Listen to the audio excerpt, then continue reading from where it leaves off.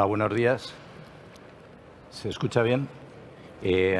Mi nombre es José Ramón Calvo, soy el director de marketing europeo de Nippon Gas Zero Holding y tengo el placer y el honor de moderar esta mesa de debate que creo que va a ser bastante interesante y que va a girar en torno al papel que los gases industriales pueden y están desempeñando en la descarbonización de la industria.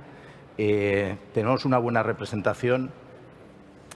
Voy a ir de más cerca a más lejos. Tenemos a Francisco Lago, de Global R&D de ArcelorMittal, que eres, corrígeme si me equivoco, director de sostenibilidad y de descarbonización. Tenemos a Ana Casals, de Celsa, que es la responsable de innovación.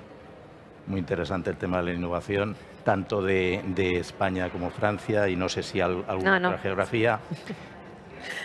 Mónica de Gracia, perdón, que es de la casa y me he olvidado de tu apellido, que es la responsable del centro de I+D que Nippon Gases tiene en Hernani, que tiene que ver con la economía circular, básicamente todo el tratamiento de aguas residuales y valorización de biometano, etcétera. Y tenemos a Juan Manuel Caubilla, que es el CEO del Grupo Novargy. Y bueno, yo creo que vamos a entrar en materia, pero quería poner un poco en contexto. Estamos hablando, la gente que está en la mesa representa diferentes industrias, aunque dos sean aceristas, tienen un approach completamente diferente. En el caso de ArcelorMittal estamos hablando en Europa acerías integradas, con una gestión desde el óxido de hierro, una base muy fuerte en el carbón, el coque como elemento sustentador en los altos hornos, es decir, el tema del carbono, la descarbonización tiene todo el sentido. En el caso de Celsa estamos hablando más de mini-mills, estamos hablando de la ruta del horno de arco eléctrico, una componente electrificada, pero que también trabaja mucho con material reciclado, que vuelven a fundir.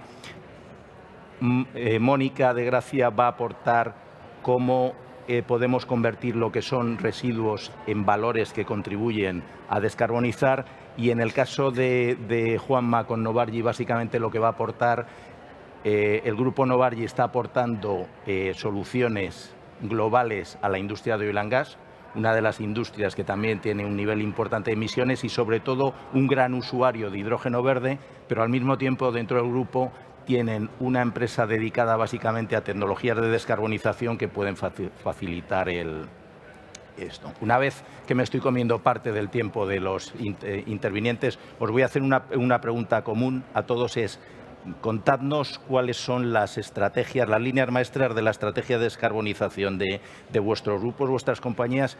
Y otra pregunta que va con esa es: ¿esas estrategias son verdades inmutables o van evolucionando en función de ciertos parámetros como la tecnología, ayudas, etcétera?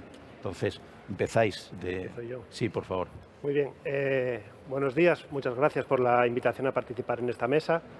Sí, desde el punto de vista de ArcelorMittal, como sabéis, tenemos unos objetivos de descarbonización del 25% para el año 2030, reducir las emisiones de CO2 del 25% en el 2030, que en el caso de Europa estamos hablando de un 35%, el compromiso es muy superior a emisiones totales, y ser net cero en el 2050. El reto es brutal, porque tenemos que reinventar la forma que producimos acero. Como decía José Ramón, la base de la producción en la ruta integral es el carbón de coque. Estamos produciendo en torno a 1,8, 2, 1,7 toneladas de CO2 por tonelada de acero producido. Entonces, el planteamiento de la estrategia de ArcelorMittal básicamente es utilizar una nueva ruta. La ruta de DRI no es una ruta novedosa porque ya hay plantas comerciales, pero sí que al introducir esta ruta implica una reducción, un offset directo, ya que está basada en gas natural, de las emisiones, punto número 1. Y punto número 2, con la introducción de hidrógeno verde, reemplazamos ese gas natural restante y somos capaces de reducir aún más las emisiones. Y eso lo complementamos con la ruta eléctrica. Al final, como ya se comprometió la inversión en Asturias, también gradualmente la estrategia de la empresa es ir migrando de la ruta integral a la ruta eléctrica. La economía circular, la reutilización, las chatarras, al final es una materia prima, la chatarra es una materia prima infinitamente reutilizable y forma parte de esas materias primas que utilizará la ruta eléctrica. Y, cómo no, la captura y la reutilización del CO2. ¿Por qué? Pues porque, queramos o no, esta reinvención del proceso productivo del acero, hay partes que creemos que no se van a poder eliminar. Y para eso pues hay que capturar el CO2 remanente de los gases industriales, como hablaremos hoy aquí, y buscar pues esta que algunos llaman, ¿no?, la nueva economía del carbono, y buscar reutilización para ese CO2. ¿Y es inmutable? Pues no, no es inmutable. Es la estrategia que está publicada en nuestro Climate Action Report del 2021, pero que va adaptándose con la evolución de los precios del hidrógeno, con la evolución de las tecnologías. Estamos hablando a 25 años vista y en 25 años pueden cambiar muchos. Entonces, ArcelorMittal va adaptando ese punto de vista. Pues muchas gracias, Fran. Ana, tu turno. A ver, aquí vamos a solaparnos bastante porque somos del sector siderúrgico y los dos producimos acero. Sí que es verdad que la empresa Celsa Group produce acero por la ruta eléctrica, como ha comentado ya mi compañero. Es decir, nosotros cogemos la chatarra, los elementos al final de su vida útil, y le volvemos a dar una segunda vida produciendo acero de la misma calidad, producto largo de acero, de la misma calidad que la ruta integral, la que coge recurso natural y produce el mismo acero que nosotros. Aquí nosotros siempre decimos que la economía circular se ha puesto mucho de moda últimamente, pero esta empresa hace 62 años que existe y ya éramos economía circular hace 62 años, porque siempre hemos cogido los residuos al final de su vida útil y le hemos dado una segunda vida. Por lo que nosotros la economía circular no nos parece algo extraño, y nos hemos marcado en la estrategia de descarbonización, nos hemos marcado ser el 98% más circulares de nuestro producto. Es decir, no tan solo nuestra materia prima sea reutilizada, sino a todos los subproductos que nosotros generamos en nuestro proceso productivo, pues darle una valorización, unas segundas vidas, como la escoria negra para asfaltos, la escoria blanca para carbonatados, diferentes soluciones que estamos buscando para nuestros subproductos para llegar a ese 98% de circularidad que queremos tener en 2030. Por la parte de descarbonización, nosotros actualmente nos hemos marcado un 50% de la descarbonización del Scope 1 y 2. Todavía no nos hemos marcado objetivos para el Scope 3, porque estamos actualmente, este año es el que estamos haciendo una monitorización de nuestro Scope 3 para podernos marcar unos objetivos a medio plazo. Y después, evidentemente, como todos, tenemos que ser net positive en 2050 para cumplir con los ODS y con el Green Deal de la Unión Europea. Nuestra estrategia, ¿no? Esto os he dicho los objetivos, pero ahora tenemos la estrategia a corto, medio y largo plazo. Como somos electrificados, es decir, una ruta ya principalmente descarbonizado. De hecho, para producir una tonelada de acero nosotros generamos 10 veces menos de CO2 que una ruta integral, por lo que tenemos del primer scope, nosotros estamos trabajando la eficiencia energética de nuestros procesos para poder seguir descarbonizándonos. Estamos la introducción para mejorar todo lo que es la combustión, oxicombustión, dopaje de oxígeno, para tener unas combustiones mucho más eficientes y por lo que descarbonizarnos, y estamos trabajando para tener ya producto en el mercado que le llamamos del Celsa Circular Steel, le llamamos producto circular, es nuestro producto. El Energy, pues lo que hacemos es comprar PPAs de energía eléctrica para estar descarbonizados, y el Celsa Circular Steel Green, compensamos emisiones de CO2 comprando esos derechos de emisión en el mercado. A medio plazo estamos trabajando por la sustitución de combustibles por biocombustibles, y estamos trabajando en buscar la sustitución de la antracita, que es el carbón que nosotros también utilizamos en nuestros hornos eléctricos, para acabar de reducir los productos que tenemos en él. Y en un futuro pues vemos el hidrógeno, vemos la captura y vemos otras tecnologías que también estamos estudiando para poder implementarlas. Pues muchas gracias, Ana. Mónica, si explicas la estrategia seguramente esté de acuerdo con ella. Sí. Sí. En Nippon Gases nosotros tenemos una estrategia a nivel global que llamamos Carbon Neutral World, y establece las metas, pero bueno, no solo eso, también los recursos necesarios para ir desarrollando tecnología en 5 líneas principalmente, ¿no? Por un lado está la combustión, que es importante, recuperando este CO2, y luego desarrollando, yendo un poco más allá con las tecnologías de oxicombustión para combinarlas con el uso también de hidrógeno, para poder combinarlo. Por otro lado, las tecnologías de producción de hidrógeno verde. No solo hidrógeno verde, sino también hidrógeno bajo en carbono, pues capturando ese CO2 que se produce y almacenándolo, ¿no? Por otro lado, bueno, la captura también en nuestros clientes, grandes productores de CO2, la captura de ese CO2 y sobre todo el darle un uso, darle un segundo uso, que nosotros tenemos pues, diferentes industrias donde poder aplicar este CO2, como la industria de tratamiento de aguas o en alimentación, ¿no? Luego, también, claro, en economía circular. En economía circular también podemos hacer cosas, estamos muy presentes en la industria de tratamiento de aguas y residuos, con la generación de biometano y bueno, pues intentar desarrollar aplicaciones en cualquier oportunidad que se presente de cerrar círculos y de darle un segundo uso a los materiales. Y por último, la quinta pata de esta estrategia es la digitalización. O sea, todas las áreas anteriores necesariamente tienen que estar acompañadas de aplicaciones de digitalización que mejoren la eficiencia de estos procesos y que lo lleven a su punto óptimo, ¿no? Pues, por ejemplo, en el caso de la combustión, utilizamos la monitorización del color de la llama para ajustar el gas consumido y, bueno, pues de alguna manera ir reduciendo todas las emisiones que sea posible, ¿no? Y estas son un poco las 5 líneas que tenemos en Nippon Gases y, bueno, el grupo a nivel global con Nippon Saso Holdings para aplicar y para saber por dónde tirar, ¿no? Por dónde innovar. Muchas gracias, Mónica. Bueno, tenemos una buena noticia, vamos bien de tiempo. Juanma, desde el punto de vista de un proveedor de soluciones a una industria que es gran consumidor de hidrógeno, pero al mismo tiempo emisor, etcétera, etcétera, ¿cuál es vuestra estrategia de cara a ayudar a vuestros clientes a descarbonizar? Vale.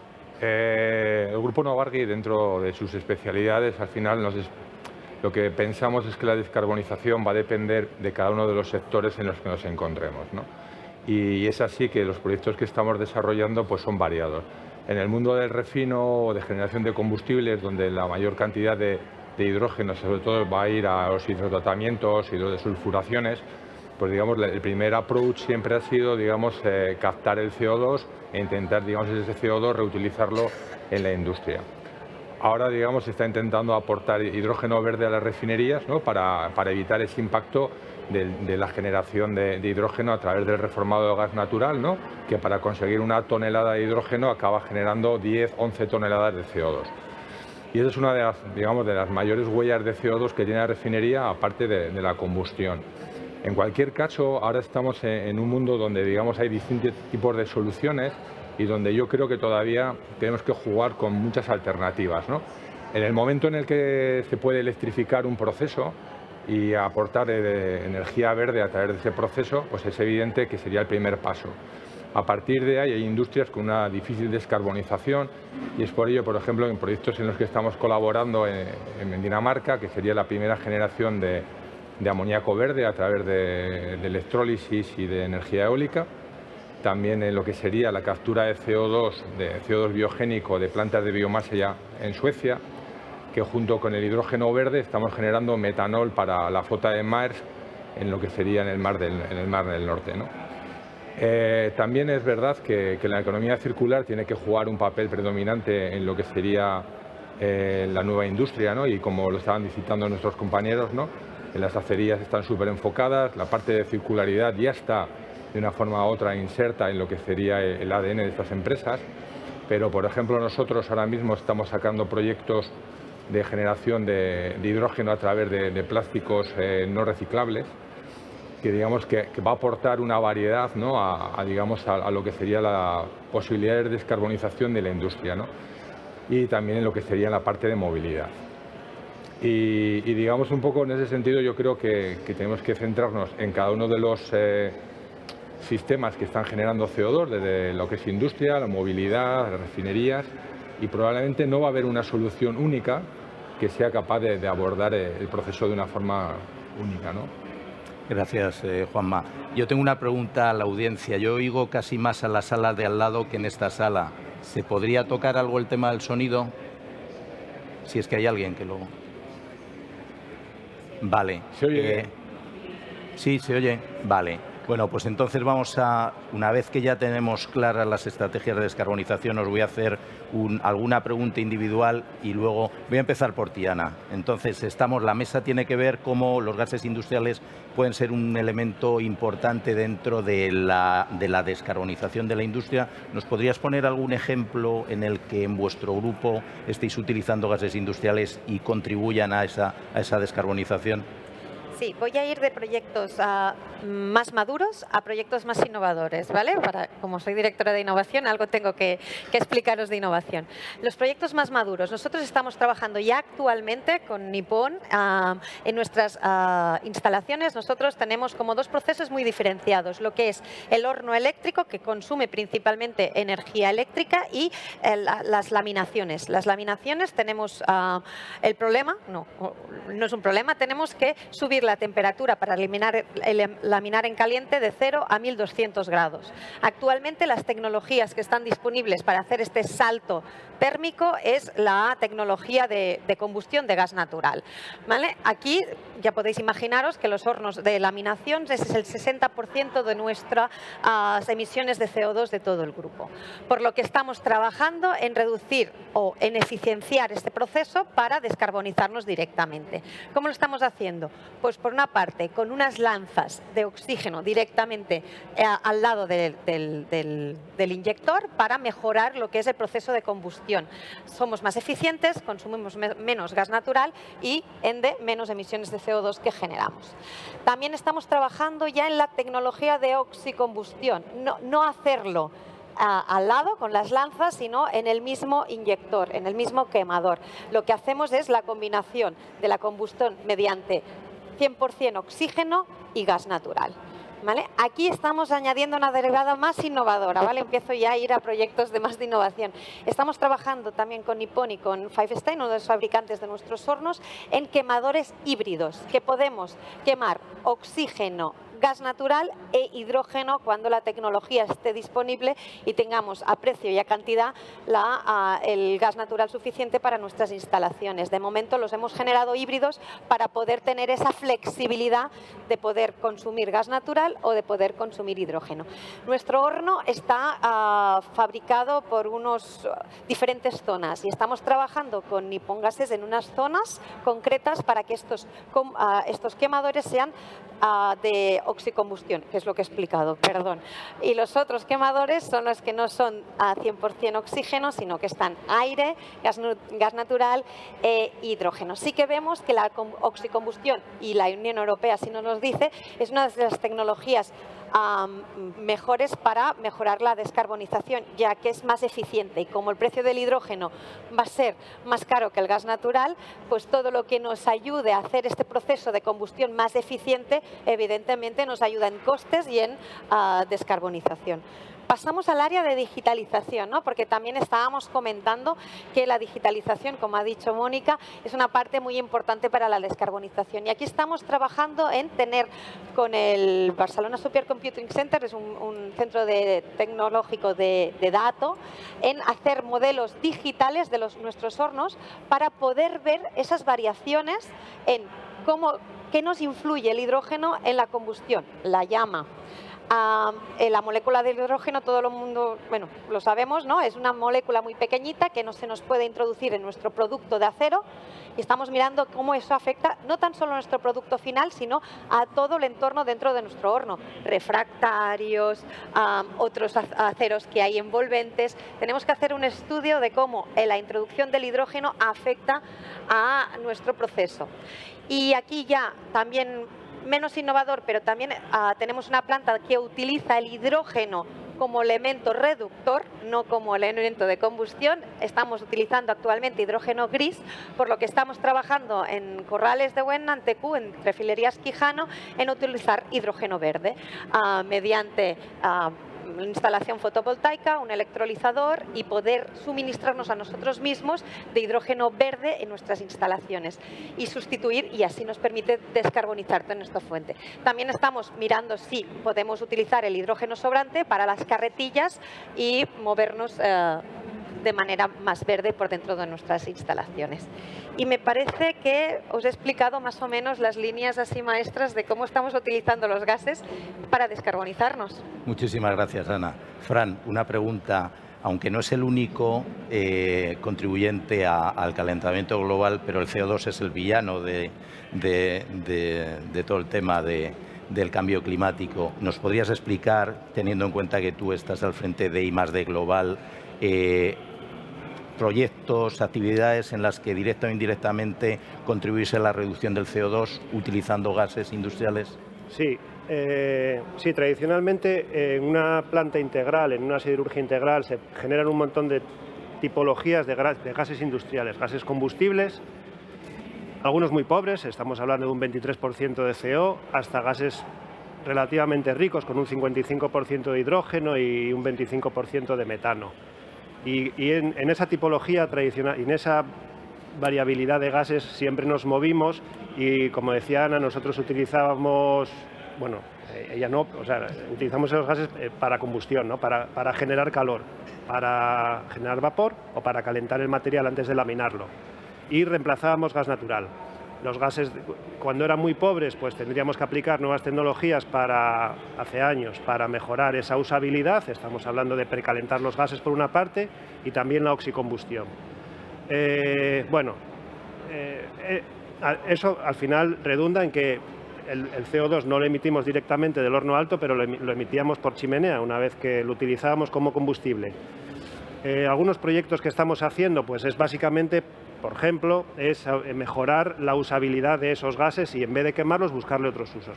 Como reductor, por ejemplo, ¿no? Tenemos el gas de coke, que a día de hoy se está inyectando en los hornos altos. Es un gas rico en hidrógeno, el hidrógeno es muy buen reductor, tiene otras dificultades diferentes al coke, que se utiliza, el coke metalúrgico, que se utiliza en los hornos altos, pero es muy buen reductor. Entonces el hidrógeno se está inyectando directamente en los hornos altos de Asturias y el hidrógeno del gas de coke, y estamos reduciendo en torno a 200.000 toneladas año de CO2 simplemente por esta práctica que lleva en operación yo creo que desde el 2021 más o menos. Y algunos proyectos que estamos haciendo en I+D todavía más conceptuales es separar directamente el CO2. Tradicionalmente el CO2 siempre se contempla eliminarlo o separarlo de los humos de combustión, con diferentes porcentajes, ¿no? Desde un 6% hasta un 20 o 30%. Esto hace que las tecnologías a las que tengamos que mirar desde I+D sean muy dispares, ¿no? No podemos enfocarnos solo en las aminas o solo en la PSA, sobre todo porque estos gases son bastante sucios. En nuestro caso son gases muy sucios que tenemos que tratar, con lo cual el reto es doble.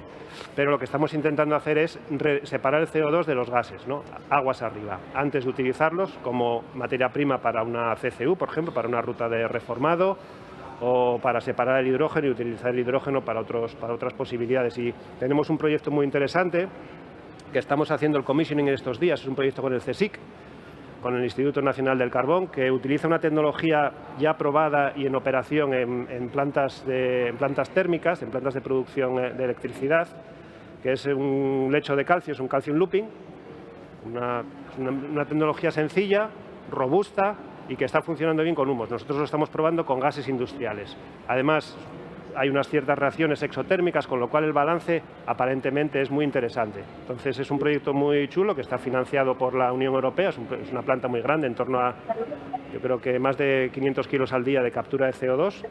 Y bueno, yo creo que puede ser diferencial a futuro como una forma de mejorar la calidad de nuestros gases industriales y capturar el CO2. Muchas gracias, Fran. Juanma, una pregunta un poco polémica. Aparentemente, hace una serie de años, el planteamiento de descarbonizar la industria y la sociedad en general tenía que ver con el hidrógeno verde, solo hidrógeno verde. Iba a haber hidrógeno verde en cantidades industriales, precios súper competitivos, iba a estar la tecnología de electrólisis, no ha avanzado sustancialmente, se ha reducido un poco el CAPEX, el consumo energético para producir una molécula de hidrógeno sigue siendo el que es. Entonces, ¿podemos hablar en la descarbonización y, por ejemplo, en el oil and gas, simplemente hidrógeno verde? o dado que estamos hablando de una transición hacia una descarbonización, hay diferentes hitos, podemos hablar de otros colores del hidrógeno y de otras soluciones para descarbonizar? Sé que es un poco polémico, pero creo que es interesante plantearlo. No, a ver, está claro que al final el hidrógeno es un vector súper necesario en la descarbonización de la industria, de la movilidad y de la sociedad en general, ¿no? A partir de ahí, considerar que el hidrógeno verde va a ser la única herramienta disponible, pues parece complicado, ¿no? Al final yo creo que también tenemos que entender que hay una economía detrás. Hoy mismo, ¿no? Si hablamos de colores, vamos a hablar de colores, ¿no? El hidrógeno gris procedente del reformado de gas natural, ¿no? El que se puede producir en una refinería para consumo, puede estar en torno a 1,8 euros el kilo. Si vamos a un electrolizador y en función de digamos, el PPA de referencia, ¿no? Desde 30 euros megavatio a 50 euros megavatio, nos vamos a encontrar con precios desde 4 a 6 euros el kilo, ¿no? Y entonces, bueno, ya empieza a ser como difícil, ¿no? Poder, digamos, digerir, ¿no? Para las industrias y seguir manteniendo una competitividad y sus retos sociales y de descarbonización. A partir de ahí, pues bueno, sí que también hay que entender que aunque sea una solución o puede ser una solución, a veces es muy difícil el poder, digamos, casar lo que sería la oferta del hidrógeno azul o, digamos, del recurso renovable con la necesidad digamos, de un consumidor que o debería estar cerca, o si no, digamos, vamos a tener que buscar el cómo transportar el hidrógeno a un consumidor, ¿no? Eso acaba complicando bastante la situación y encareciendo, ¿no? El hidrógeno al final es una molécula pequeña que al final su transporte es difícil, es costoso, y más allá de esos 50 kilómetros por camión, pues hay que pensar en otros vectores, o pasarlo a metanol, o pasarlo a amoníaco, o meterlo en un hidroducto, ¿no? Con el coste que va a conllevar todo ello, ¿no?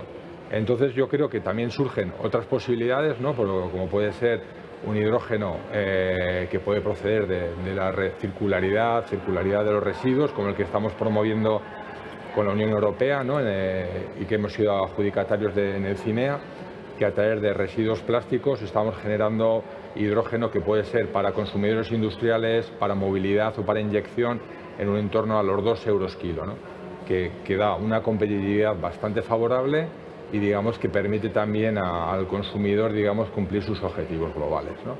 Entonces, no sé, yo creo que estamos obligados, ¿no? A entender que el recurso renovable a veces no es suficiente o que no va a coincidir oferta y demanda, y también que, digamos, la necesidad de agua para generar todo ello es difícil. En cuanto a la evolución de los electrolizadores, es verdad que la tecnología alcalina ha conseguido, digamos, mejorar sus CAPEX. Ahora, digamos, están en unos precios muy competitivos, pero bueno, vamos a ir viendo como también la dificultad de arranque, incluso los OPEs asociados en sus mantenimientos, pues es un reto, ¿no? A la hora de poder dar hidrógeno competitivo a la industria, ¿no? Estamos viendo ya en el horizonte, ¿no? Tecnologías como SOE que digamos, van a ser mucho más, probablemente más eficientes. Podemos estar hablando ya de en torno, pues bueno, 3 kilovatios por normal metro cúbico en vez de 4 kilovatios por normal metro cúbico de hidrógeno, pero aún así los CAPEX son mucho más altos y, digamos, también los ciclos de operación son a alta temperatura, 800 grados, con lo cual probablemente sean ciclos que estarán asociados con industria que también tengan cierta sinergia. Y eso es un poco lo que estamos viendo hoy, ¿no? Y es un panorama que está evolucionando y que hay que estar atentos, ¿no? Muchas gracias, Juanma, muy interesante. Mónica, hablando de evolución, de tecnologías y tal, hasta ahora teníamos un residuo que estaba mal valorizado, como era todo lo que venía de la digestión anaerobia y se mal quemaba en motores para producir energía con una eficiencia 20-30%, y de repente surge el boom gracias a la Unión Europea, también a iniciativas de la EVA y tal, del biometano. Entonces el biometano, quiero decir, ahora hay 20.000 o más instalaciones de biogás en Europa, pero hay muy poquitas, del orden de unos pocos miles, que están produciendo biometano. ¿Cómo ves el biometano como un vector de descarbonización y cómo ves si solo es aplicable para inyectar en red para suplir gas natural o para movilidad, o como en otros países como Suecia que empiezan ya a incentivar el uso industrial de ese biometano como alternativa a combustibles fósiles. ¿Cuál es tu visión como experta en temas de generación de biometano? Sí, bueno, pues el biometano creo que resulta un vector fundamental para la descarbonización, en especial en esta época de transición. O sea, estamos esperando, sí, al hidrógeno, a la electrificación de todo, y sin embargo el biometano es una tecnología que se puede usar ya, que la tecnología está madura y está disponible, ¿no? Bueno, como todos sabemos, proviene de los residuos orgánicos, pues ya pueden ser municipales, de industria, pero también de la industria ganadera, ¿vale? Y de la agricultura. Y aquí en España somos muy fuertes en este tipo de industria, tenemos un montón de residuos y, sin embargo, frente a las más de 1.200 plantas de biometano que tenemos en Europa, en especial en Alemania y en Francia, en España no llegamos a 10 actualmente. Hay muchos proyectos porque, bueno, es verdad que grandes compañías y fondos de inversión se están interesando muchísimo en este mercado que está por explotar aquí en España. Y bueno, por algo lo usan fuera, ¿no? Ya simplemente pensando en 2022, en España el 21% de toda la energía consumida fue en forma de gas natural, ¿no? Y ahora un informe de Sedigas ha estimado que el potencial que tenemos en biometano en España podría cubrir el 45% de ese gas natural que se consume actualmente.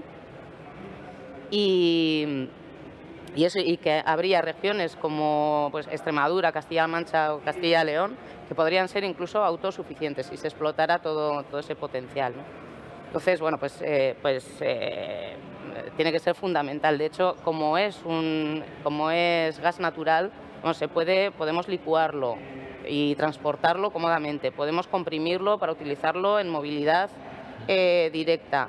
Y se puede directamente llevar a la red de gas natural y es totalmente compatible, ¿no? O sea que yo creo que es algo que ya tenemos, que tenemos mucho potencial por delante, que puede crear puestos de trabajo también en zonas rurales, industrializar zonas rurales, o sea, nos puede hacer mucho bien, ¿no? Aparte, o sea, si tenemos en cuenta que además proviene del tratamiento de residuos, unos residuos de ganadería, sobre todo, que pueden provocar una serie de emisiones importantes. O sea, producimos un gas natural que es totalmente renovable y además que puede tener incluso huella negativa. O sea, podemos tener hasta una huella negativa para compensar pues, esas industrias que no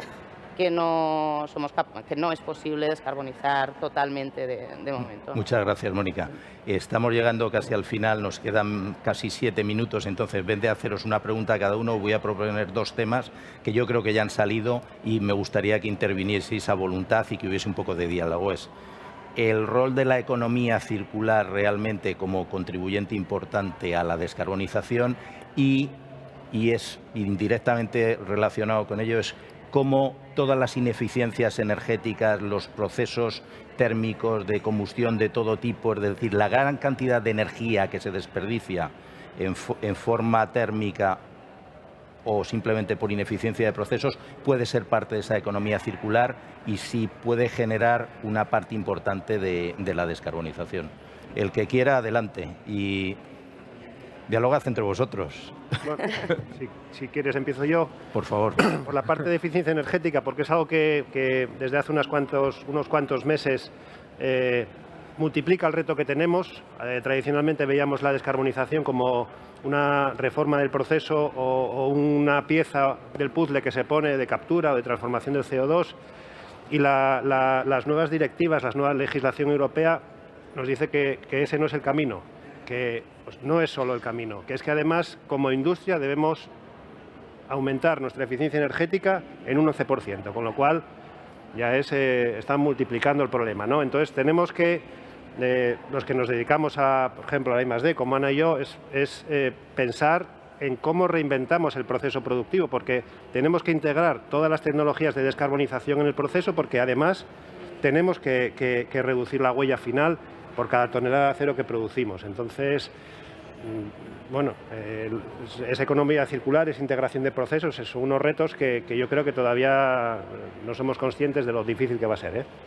Mira, yo para llevar algo aparte de la eficiencia, que estoy totalmente de acuerdo contigo y nos queda un camino por recorrer, para mí la economía circular es el driver que nos permite desacoplar el crecimiento de las emisiones de CO2 y de la retirada de recursos naturales de nuestro territorio, ¿no? Podemos producir, podemos seguir creciendo económicamente sin tener que impactar negativamente en nuestro entorno. Por ejemplo, pues sacando recursos naturales, ¿no? El biocombustible, pues podemos seguir creciendo utilizando un combustible que no es un recurso natural, sino que es un reciclado de residuos, ¿no? En nuestro caso, generamos muchísimos subproductos y lo que queremos es que otro sector o nosotros mismos seguir creciendo utilizando nuestros subproductos como materia prima para ser otra vez fuente de energía o de producto o de materia prima. Entonces casi estás hablando, en vez de integraciones verticales, integraciones horizontales con otros fabricantes de algo que lo que están haciendo es crear una cadena de valor basado en productos de otras industrias. Totalmente de acuerdo. Es que yo creo que la economía circular nos pone un paradigma por delante, que es el saber trabajar entre competidores, seguramente, entre sectores, y tener una matricialidad de sectores muy importante, que creo que tenemos que hablar muchísimo. Mamá, Mónica, os tenéis que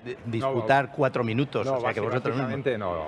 Por terminar, yo creo que al final hablar de eficiencia, de rediseño de procesos y economía circular es un poco lo mismo.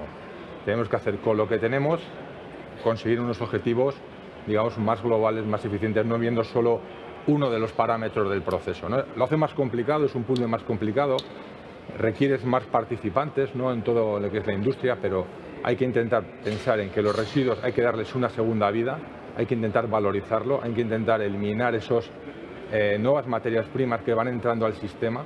Hay que pensar que globalmente, como sociedad mundial, no somos capaces ni de reciclar un 12 o un 15% de todos los recursos que ponemos diariamente en el sistema. Y estamos hablando de que el agua está dentro de ese concepto, ¿no? Con lo cual hay muchísimo desperdicio, es eficiencia, es economía circular. Sí, yo creo que en nuestro caso también Nippon, yo creo que podemos ser un conductor importante para darle vida a muchos de los subproductos. Por ejemplo, en el caso de lo que me toca más de cerca, de aguas residuales, este CO2 que capturamos de otras industrias es el sustituto de ácidos minerales en la neutralización de las aguas, ¿no? O sea, ya se le da otro uso y sí, tener siempre en la cabeza esa idea de que los recursos, o sea, los residuos, lo que eran residuos antiguamente, se conviertan en recursos y que se puedan utilizar. En el caso del agua es que me parece fundamental también, que es que no estamos hablando de esto, ¿no? Pero todo este agua residual que generamos al final lleva dentro, si lo tratamos correctamente y se lo recuperamos, es que dentro lleva no solo la energía para el biometano, por ejemplo, sino que lleva también nutrientes que se pueden utilizar para fertilizar el suelo y recuperamos ese agua que con un tratamiento adecuado pues puede volver a hacer el círculo dentro del proceso y poderse reutilizar en las condiciones adecuadas. Y sí, es un cambio de conciencia y poco a poco ir sacando más y nuevas aplicaciones a todos estos materiales. Yo creo que no tan solo como industria tenemos el reto, sino como sociedad, ¿eh? Creo que la sociedad tiene que trabajar en no ver los subproductos o residuos como eso, que no estamos acostumbrados, y verlos como posibles materias primas. En nuestra casa, ¿no?, siempre estamos diciendo, tenemos la cascarilla, que es un residuo rico en óxido de hierro, y siempre estoy encontrando vasos, cosas, porque para ellos es un residuo, ¿no? Y yo les digo, no, vendemos igual acero que cascarilla, así que por favor tratarlo como un producto que puede traernos una facturación y un crecimiento, ¿no? Es decir, como sociedad. ¿Creéis que esto que estás planteando es muy interesante, que se necesita más soporte vía gubernamental, nacional, regional, concienciación, o lo que se necesita es pasta para incentivar que la economía circular sea una realidad y sacar que proyectos que igual no están muy maduros puedan salir? Porque si quieres transformar... ¿No? Regulación, ¿no? Optimizar procesos administrativos, esto siempre lo pedimos, ¿no? Porque cuando queremos dar el fin de vida útil a un subproducto, pues nos cuesta Dios y ayuda. Años. Años nos cuesta y claro, todas estas cosas las necesitamos agilizar y el dinero evidentemente, no vamos a decir que no, ¿no? O sea, que Facilitar estamos hablando que no solo es cuestión de dinero, sino que el tiempo que se necesita para conseguir autorización para un proyecto Eso. que tiene... Pues estamos tocando un hueso. Sí, sí. Es complicado. No sé, nos quedan 22 segundos. Si queréis hacer alguna aportación, un titular, algo impactante para que la gente se quede... Nada. Oye, pues yo agradeceros. Ha sido una mesa muy interesante y de verdad que yo estaría más tiempo hablando con vosotros, pero me parece que tenemos que ceder paso a la siguiente mesa, que creo que el moderador se llama Alejandro Blanco, que eres tú, y pues te cedo el testigo, todo tuyo. Gracias. Muchas gracias.